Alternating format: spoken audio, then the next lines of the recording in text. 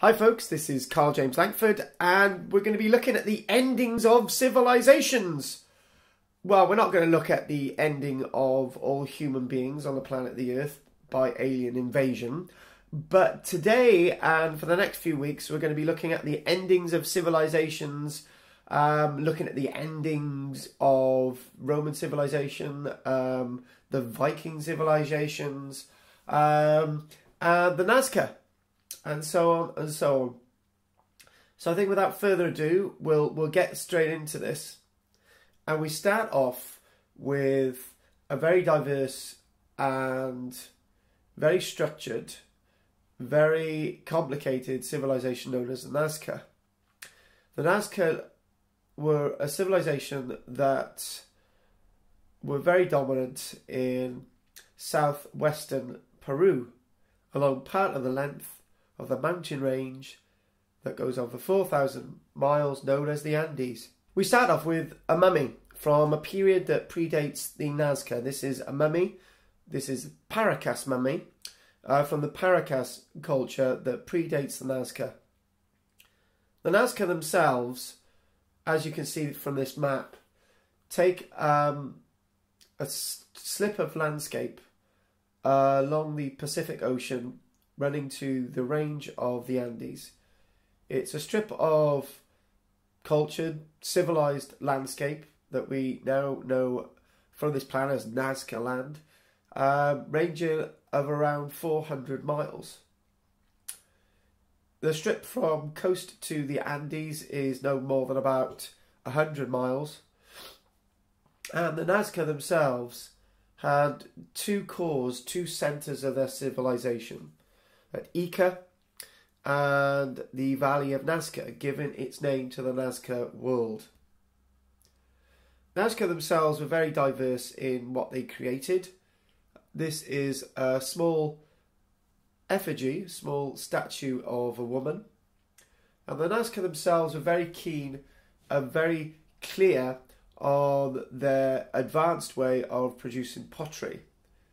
Nazca civilization existed from before the period of Christ, beyond 100 years BC, when the civilization disappeared by between 750 and 800 years AD. The Nazca themselves, its main core, its main sense of religion, sense of place, sense of landscape, its main centre is a site known as Kawachi.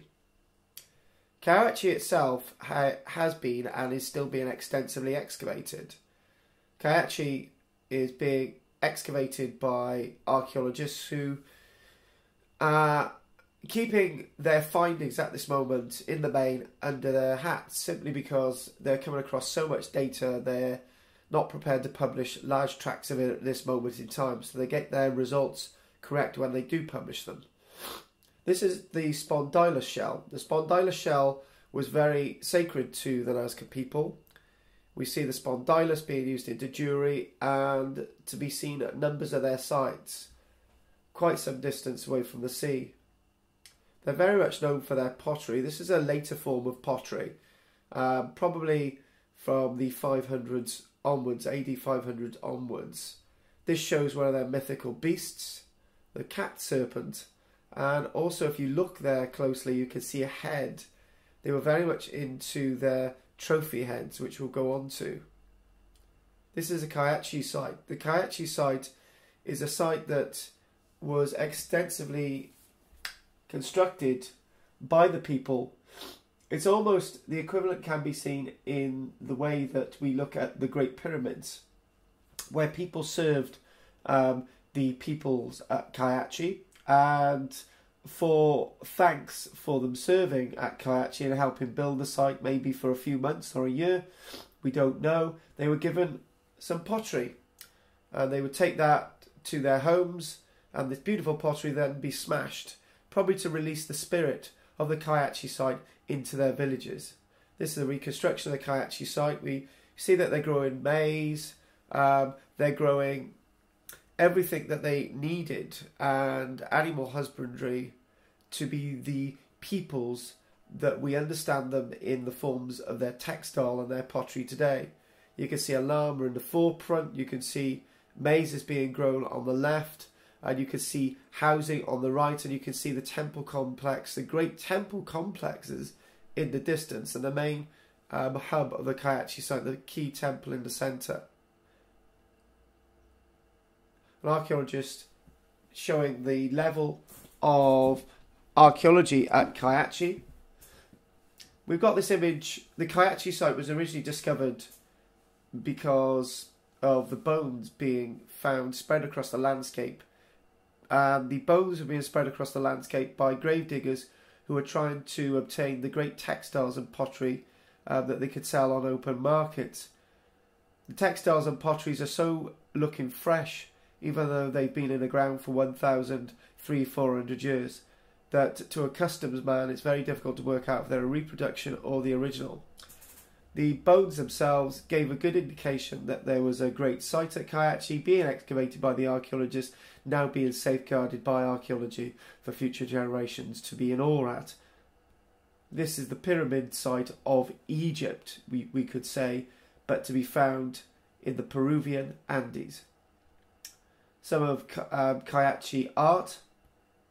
Another image of Kayachi, and this image showing the extensive nature that we see the remains at Kayachi in a reconstruction. There are numerous temples, and these temples were constructed out of natural hillocks, carved out of natural hills, and then they would be cladded in mud brick, showing the Kayachi site very close to one of the main American trans highways.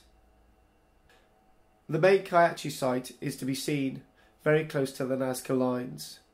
You're talking about no more than 4-5 miles away. And spreading just over to the east, you've got the wonderful water containment systems. You've also got the habitational sites, you've also got the Nasca River and Nazca Valley. The preservation of the Nazca remains is to be seen in such a good state that when we come to reconsolidating the walls, there's not a lot of great work to be done. Spondylar shell again. Showing the Kayachi site. The Kayachi site, as I said, was found when grave diggers were excavating, digging down to find the wonderful remains to be found that are now being sold on the open market, unfortunately. But the archaeologists put a stop to this, and all those holes there, you could see the archaeologists' spoil, where they've been excavating the remains to try and get some of the secrets of the Kayachi people. Again, giving you an idea of scale. As I already mentioned, the people of the Nazca were really into their pottery. And this is a pottery probably from, again, about AD 500 onwards. And it shows the mythical serpent with the one eye, the one-eyed beast. The Nazca had a variety of different gods. And the variety of different gods takes them into realms that we don't really clearly understand today. And one of their great mythical gods was the great whale god, the image that we saw earlier on. And the great whale god itself is a god that we see continually in Nazca mythology. This pottery itself is probably from the period maybe about AD 400, and this pot itself is shaped, as you can see, in the form of a whale. The killer whale god it's referred to. A couple of things you can see about this pottery quickly is that you've got the head, trophy head marked on it, and also the Nazca are very clean on their portrayal of the eye. When we look at pottery, we can see that pottery itself was being manufactured near to the Kayachi site and was being spread by the people to their own villages. As I've already said, it's almost as if they would go ceremonially to the site, help with the site, and then go home to their villages. And whatever the state of the pottery meant, whatever was on it, would be released when they smashed the pot at their villages. Now we're going on to trophy heads, the idea of the trophy head itself.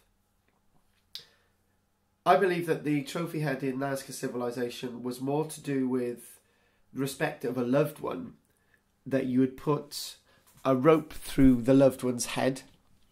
And this was probably done shortly after the person died, before rigor mortis set in, so that you could get the texture of the skin in the right form before rigor mortis sets in, so you could have the incision into the fore and the aft of the skull, and you could put the rope through.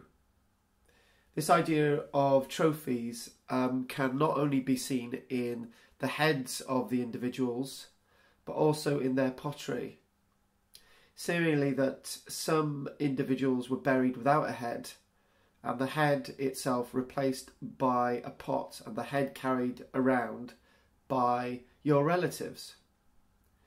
The idea of sewing the lips together, or placing a piece of wood, two pieces of wood to the lips, and this can only be done before rigor mortis, is to be seen either to keep the spirit in the head, or to make sure that if it's somebody that you didn't like, i.e. this was clearly a trophy head that you'd taken in battle shortly after the death of the individual in battle, that the evil of the spirit could not be released. One way or t'other, whether it's a loved one you're carrying around or it's somebody that you've defeated in battle, we don't know. Collection of these trophy heads in a variety of forms of pottery, trophy head in the centre, stone trophy head. You've got the incisions in the skull. This is not trepanation, this is actually so that you could carry the skull around with you. You've got the one towards the right there at the back of the cabinet. The reason why I've got this feeling about trophy heads, that it wasn't about, it wasn't purely, I would say, about collecting trophy heads in battle. It was also to do with collecting trophy heads from loved ones. Because if you look at this pottery, this is probably from maybe about AD 400. This pot is really high advanced form of pottery that we see with the Nasca. And it's almost as if this individual is sort of showing off their own head, whilst they've got their own head intact, or showing off the head of somebody that is now passed on, naturally, because you can't take somebody's head off without them dying. Or then again, is it a trophy head? I don't think it's a trophy head as in somebody taken in battle, because this doesn't look like a head of anybody that looks upset that they're just about to lose their head in battle. If you look at this head, this is probably a trophy head prepared after rigor mortis has set in. You can see that they've inserted a hole into the head. They've obviously removed the brain at this point, but a crack has appeared in the skin.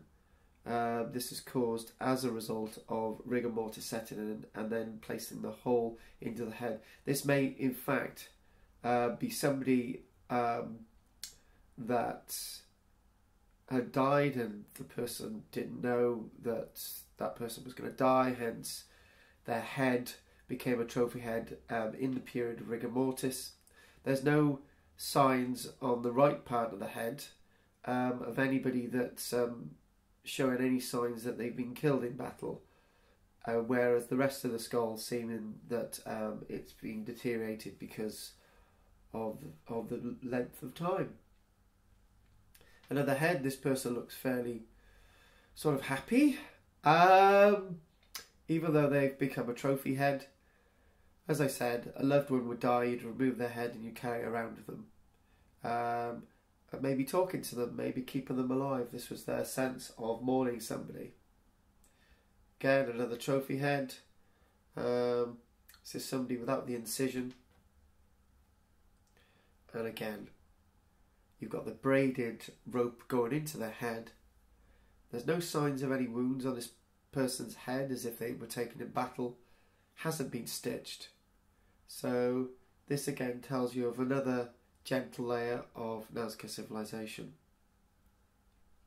Moving now probably on to pottery. This is a crayfish. The crayfish pottery, the pottery that really replicated wildlife, comes from roughly about AD 200. They had different stages of pottery, where it's portraying large numbers of animals in a pottery form or painted on a pot, usually from the early stages of Nazca civilization, AD 100s, AD 200s. Later, after AD 500, AD 600, you're talking about a period of more mythology, a period when things were getting a bit sort of strange on their pots, probably due to the fact that they were taking some of the paste of the San Pedro cactus, which would give hallucinogenic properties, meaning that they would probably be more influential with their pottery designs. The pot itself is fairly simple. And this is probably a much earlier form of pottery in Nazca civilization, probably around the time of Christ, where things are a little bit more simplified, where they're actually painting on the pot after the pot's been fired, rather than the process that you can actually see here, where they're painting on a green pot and then firing it. So they had different sort of progressions in the way they're producing their pottery. This is a piece of pot from a later period, and obviously if you find this in a village smashed from a later period, it would indicate that the people had been to the Karl-James site in the 500-600s rather than earlier.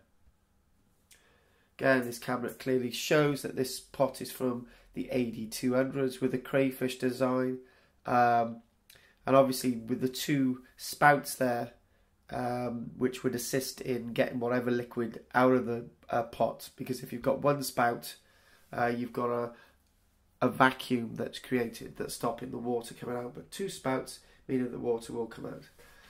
This is probably a piece of pottery from about the AD 300s. There was another stage in pottery where they like to do just colours, lots more colours. There are two sharks, well, sharks, there's many sharks on this, but obviously the colourful designs later on, before when they get the really sort of garish stuff. This is about some of the AD 300s, AD 400s. As I say, with the idea that pottery is being smashed when they actually got it to their sites, into their villages, pottery obviously gained because of a thank you that they've been given from helping out with the Karl-James site. Another piece of pottery from a much later time, showing the serpent of the cat. I love this piece of pottery. It shows everything about Nazca civilization. The habit that they're wearing there in this piece of pottery is still something that's being worn today. Little coif on the head, the drum, and there's something very present about this rather than something that's being produced 1,600 years ago. This again is from that period just before things go a bit mad on their pottery. This is a period on their pots from roughly around just before about AD 500s, where you've got the idea of the trophy heads, the idea of warfare as well. This is probably from a much earlier period in Nazca civilization, probably sort of the AD 200s, AD 300s, where you've got the portrayal of an individual, very lifelike, wearing something that you would again see Nazca people, well, the Peruvian people wearing today. Next, we're going into another area of Peruvian textiles, Nazca textiles. They're very keen on their cotton and their wool. This is a wooden rope that they would have used, a belt that they would use to tie down their material, so beautifully coloured there. This is more like a pinny design. Again, textiles can give you an idea of which period that this is being produced in, probably later in Nazca civilization. And this is something earlier on in Nazca civilization, probably from around the turn of Christ. We've got these very geomorphic shapes, but you've got piranhas shown in the centre of this textile, and also the idea of the whale as well. You imagine wearing this textile here. This would have been some kind of a pinny, worn maybe as a shoulder adornment, maybe, but giving you an idea of llama hair being used, and giving you an idea of wool and cottons being used in composite here as well. Interesting, this. You can't actually see it in detail, but you'll see something coming up very, very shortly. This itself is showing you the skill of the Nazca to create a rug, but these individual strange things on the edge here are one of these figures. Nice little wooden figure, which would be nicely at home in the Bayer tapestry, but something that's being produced roughly around 1,500 years ago. Looking again at the wonderful colours of the Nazca. Could you imagine if somebody found this on a burial site and they looted this from a burial site? You would be able to probably wear this through customs because it looks as if it's been made in Lima today. Such a wonderful state of preservation that you can't work out the distance in time between something made in the past and something made in the today. So therefore, it's very difficult to stop the export of these very valuable fabrics into the West, which is a shame because the Peruvian people are losing their culture. Again, another one of their textile designs. This is very much later, probably from the AD 600-700s, giving you an idea of the serpent mythology, the trophy heads. And again, this is cotton with beautifully painted on designs of the wonderful hummingbird that we'll see in another area of Nazca culture coming up. Again, this would have been seen wrapped and found around a body from the period of roughly around 1,700 years ago.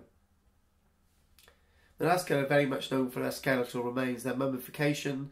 They find great numbers still of the wonderful textiles wrapped around the mummies of the Nazca people. One problem is that in Peruvian society, Chilean and elsewhere, there are about 10,000 people that are members of grave robber unions. It's a great trade.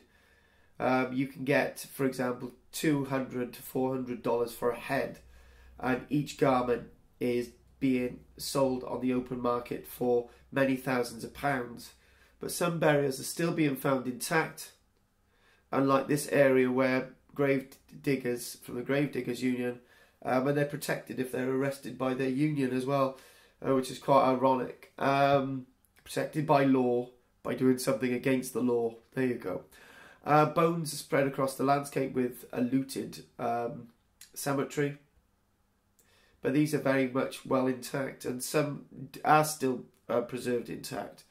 But there is a clock, there's a time against how many of these will survive into future generations if the Grave Diggers Union doesn't stop what it's doing. You can see with the white charred bones in the landscape with an area, one of the burials that we've just seen covered up from the elements. One of the beautiful textiles from a burial context, and they would have had pits in the ground where the burials would have been placed. Another image. And next we go on to something that we've left nearly the last Nazca lines. You can see basically this plan of the main Nazca figures and Nazca lines. Nazca lines go over 500 square kilometres over a very large landscape of Nazca civilization. On this you can see the monkey, you can see a spider, you can see the whale, astronaut, the alligator, parrot and so on, and plants, the trees. One amazing thing with this is that Nazca civilization at different stages had different ways of portraying themselves. The whale itself tells us of something else. Tells us that these people that were producing these lines 50, 70 miles away from the nearest water source, this shows us that at one point they may have come from overseas to South America, that they connected with the whale. It's said that the lines were created in the 200s, 300s, 400s, maybe after the initial designs of the animals from the 100s, the 200s, but we got no idea of dating.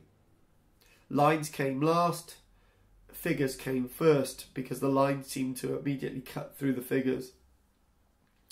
Going back to this other issue as well, the idea that the people from the Nazca come overseas to get an idea of say, for example, plants and other things drawn on here, is from people who've got direct contact with the sea. Wales would have been deep water at this time, so there must have been some water navigation in the open Pacific at some stage. But then again, the other angle could be taken. The alligator, the spider monkey, is actually from the Amazonian Delta, animals which came from over 1,000 miles away. So therefore, the people of the Nazca may have actually come from the Amazonian rainforests. This is the condor design. Beautiful design. Nearly 130 meters in length from tip of beak to tail. You see the line spread across it. I believe that the lines themselves are as complicated as the designs of the animals.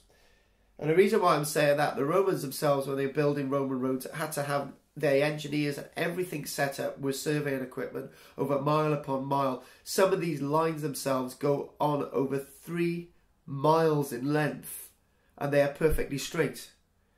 If any of you have ever walked across a field and tried to walk across in a straight line, it's very difficult, and that's over a few meters. An archaeologist to get a peg from one point to another peg over 100 meters needs to have their lines extremely taut to get a straight line. It's very difficult to get this straight line without technologies and skills that we don't understand today, but they did it. The spider monkey, beautiful design. We know how the tail was produced. You would have had about 3 or 4 people, one person standing in the center with a rope, another person with the rope on the end where the lines are being created, somebody behind them with a paddle, a very crude shovel to scrape off the surface down to 1 inch in depth, about no more than 1 foot in width. That soil then would have been taken away by somebody else and placed across another part of the landscape.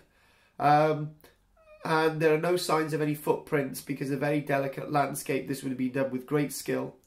How everything else was created, we do not know. It's believed that these were ceremonially, maybe only walked once and never walked again.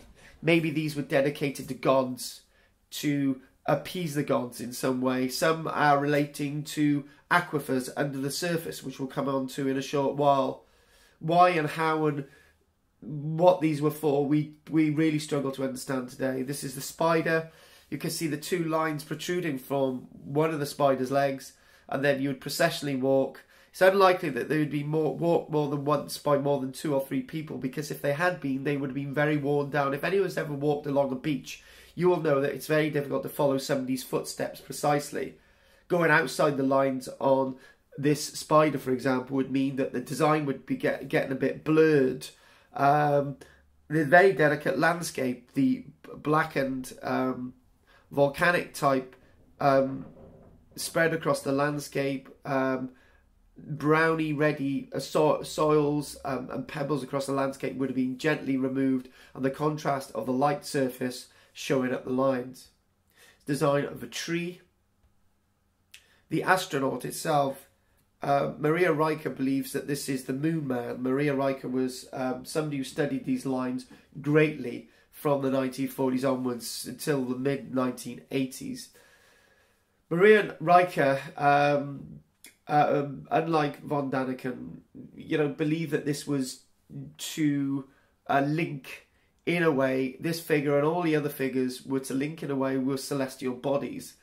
But if you look at somebody like von Daniken, he believes that this is proof positive that astronauts built these Nazca lines and the figures. Von Daniken and the likes of Graham Hancock would believe that this proof that aliens visited the planet.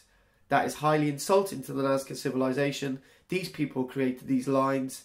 And even though you cannot see these lines from the landscape and understand what they mean. You can see the line gently from the landscape, but you can't understand what they mean. Doesn't mean to say that they didn't produce them. This is the wonderful hummingbird, wonderful design. Some of these designs look very, very symmetrical. And to be able to create this without the use of assistance from air balloons or something is an achievement in itself. And they're very lifelike. This is a condor again. And this is known as the jackal. No jackals in South America, but the wild dog, definitely. Beautiful design. And the last image of the Nazca lines, the whale.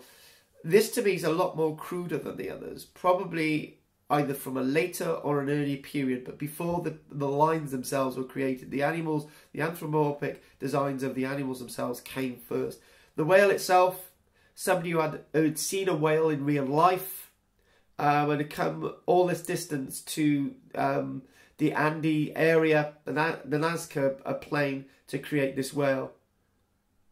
One quick point is that the pottery designs did come first with the animals, but it's unlikely that the pottery designs influenced what was being created on the Nazca landscape. Chinese whispers, remember that one? If you create something from another image, it looks distorted and it doesn't look very lifelike. This is somebody who's actually seen a whale in real life and they've actually drawn this and created it.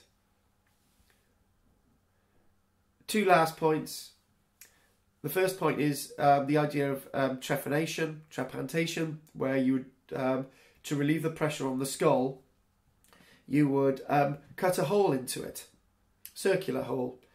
This hole itself relieving the pressure of spirits inside the skull, because they probably had too many San Pedro cactus, which really makes your head spin.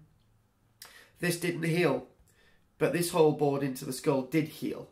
So the person who had their pressure relieved in their skull, it did heal them, and they survived for many years.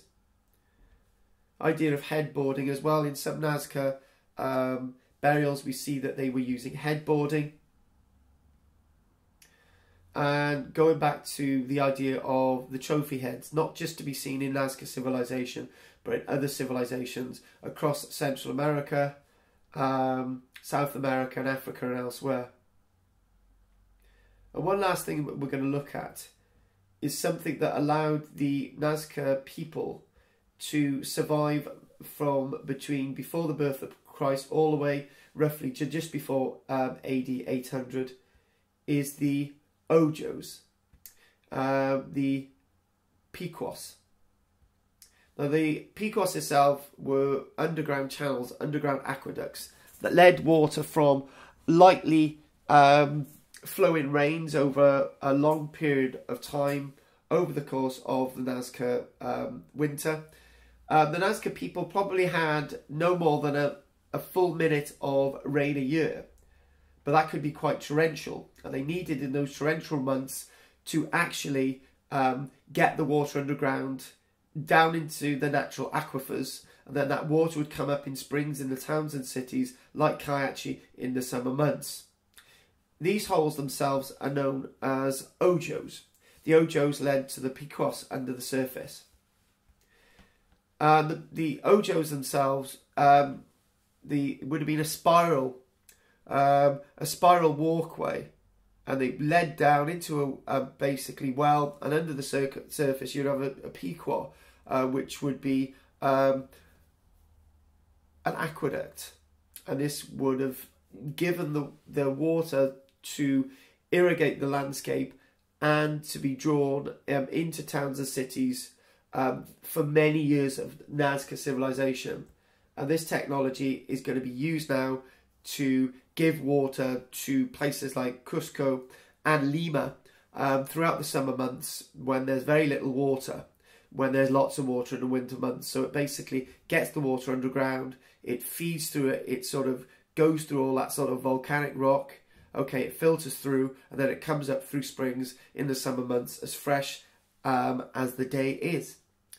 Thanks for listening to this long video about the Nazca, and hopefully it's been of some use. Thank you very much. This is Karl-James Langford on channel 0121975. Any questions, put them on the site.